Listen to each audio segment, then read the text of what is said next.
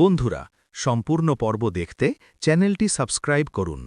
অনুভব যখন দেখল লাজু গভীর রাতে একা একা নাচ প্র্যাকটিস করছে, তখন তার মনে এক অদ্ভুত বিস্ময় তৈরি হয়, কারণ সে লাজুকে এতদিন শুধু একরোখা আর জেদি মেয়ে হিসেবেই দেখে এসেছে। অনুভব ঘরের দরজার পাশে দাঁড়িয়ে বেশ কিছুক্ষণ লাজুর নাচ দেখল। লাজু যখন খেয়াল করল অনুভব তাকে দেখছে, তখন সে লজ্জায় আড়ষ্ট হয়ে পড়ে। অনুভব কাছে এসে বলে, তুমি তো বেশ ভালোই নাচছিলে, তাহলে কলেজে তোমাকে সবাই হাসির পাত্রী বানালো কেন?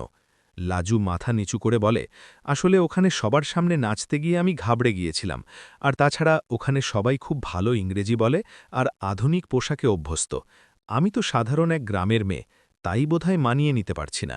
অনুভব তখন কিছুটা নরম গলায় বলে, শোনো লাজু, তুমি যদি নিজেকে দুর্বল ভাবো, তাহলে দুনিয়া তোমাকে পিষে ফেলবে। তোমাকে ডাক্তার হতে হবে, আর তার জন্য আত্মবিশ্বাস খুব জরুরি।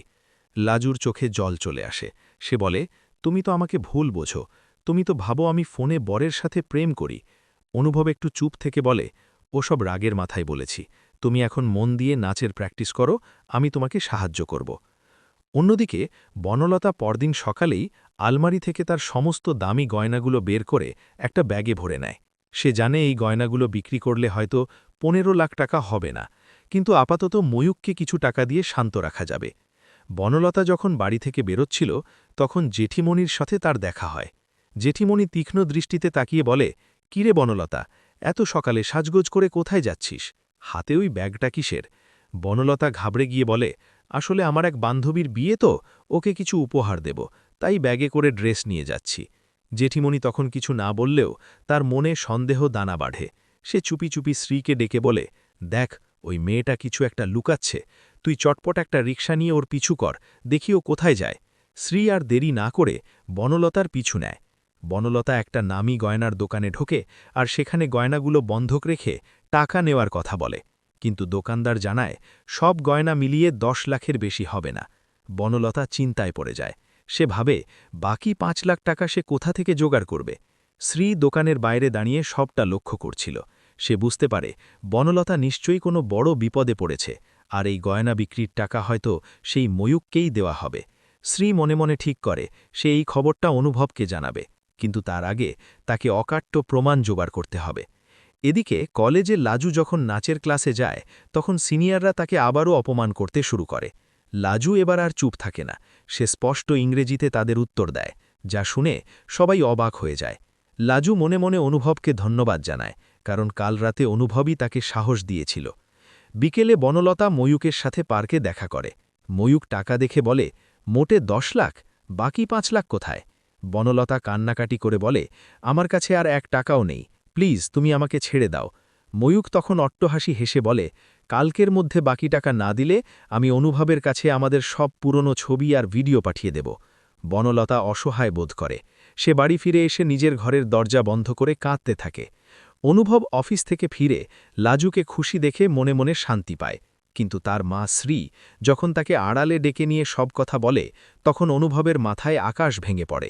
শ্রী বলে, তোর আদরের বউ গয়না চুরি করে বিক্রি করছে ওই ময়ূকের জন্য, এবার তো তোর চোখ খোলা উচিত।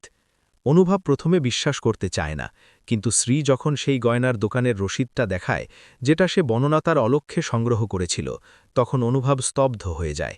অনুভব সোজা বনলতার ঘরে গিয়ে দরজা ধাক্কায় আর বলে, বনলতা, দরজা খোলো, তোমার সাথে আমার শেষ বোঝাপড়া আছে।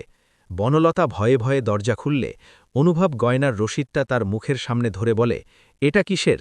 বনলতা এবার আর মিথ্যে বলতে পারে না। সে অনুভবের পায়ে ধরে কাঁদতে কাঁদতে সব সত্যি স্বীকার করে নেয়। সে বলে, ময়ূক তাকে ব্ল্যাকমেইল করছে, আর সে অনুভবকে হারানোর ভয়েই এসব করছিল। অনুভব ঘৃণায় মুখ ফিরিয়ে নেয় আর বলে, যে সম্পর্কের ভিত মিথ্যের ওপর দাঁড়িয়ে থাকে, সেখানে ভালোবাসার কোনো জায়গা নেই। তুমি আমার বিশ্বাস ভেঙেছ বনলতা। অন্যদিকে লাজু এসবের কিছুই জানে না। সে তখন রান্নাঘরে সবার জন্য চা করছিল, কিন্তু বাড়ির থমথমে পরিবেশ দেখে সে বুঝতে পারে বড় কোনো ঝড় আসতে চলেছে। অনুভব সিদ্ধান্ত নেয় সে নিজেই ময়ূকের মুখোমুখি হবে, আর এই ব্ল্যাকমেলিংয়ের শেষ করবে। সে বনলতাকে বলে, কাল তুমি ময়ূককে ডাকবে, যেখানে ও টাকা চেয়েছে আমিও সেখানে যাব, দেখিও কত বড় গুন্ডা হয়েছে। জেঠিমণি আর শ্রী আড়ালে দাঁড়িয়ে সব শুনে হাসছিল, কারণ তাদের পরিকল্পনা সফল হয়েছে। বনলতা এবার পাকাপাকিভাবে অনুভবের জীবন থেকে সরে যাবে, আর লাজুও হয়তো তার নিজের পথ খুঁজে নেবে। কিন্তু গল্পের মোড় তখন অন্যদিকে ঘোরে, যখন জানা যায় লাজুর বাপের বাড়ি থেকে এক বিশাল দুঃসংবাদ আসে। লাজুর বাবা খুব অসুস্থ, আর তাকে তড়িঘড়ি হাসপাতালে ভর্তি করতে হয়। লাজু আর অনুভব একসাথে গ্রামের দিকে রওনা দেয়। সেখানে গিয়ে তারা দেখে পরিস্থিতি আরও জটিল। গ্রামের মানুষজন লাজুকে নিয়ে আজেবাজে কথা বলছে, যে সে কলকাতায় গিয়ে অন্য ছেলের সাথে ঘর করছে। অনুভব লাজুর পাশে ঢাল হয়ে দাঁড়ায় আর সবার সামনে ঘোষণা করে যে লাজু তার স্ত্রী এবং সে তাকে গর্ব করে। লাজুর বাবার চিকিৎসা করতে গিয়ে অনুভব নিজের সর্বস্ব দিয়ে চেষ্টা করে, আর লাজু তার ডাক্তারিবিদ্যার প্রাথমিক জ্ঞান দিয়ে বাবার সেবা করতে থাকে। এই কঠিন সময়ে অনুভব আর লাজু একে অপরের আরও কাছে আসে।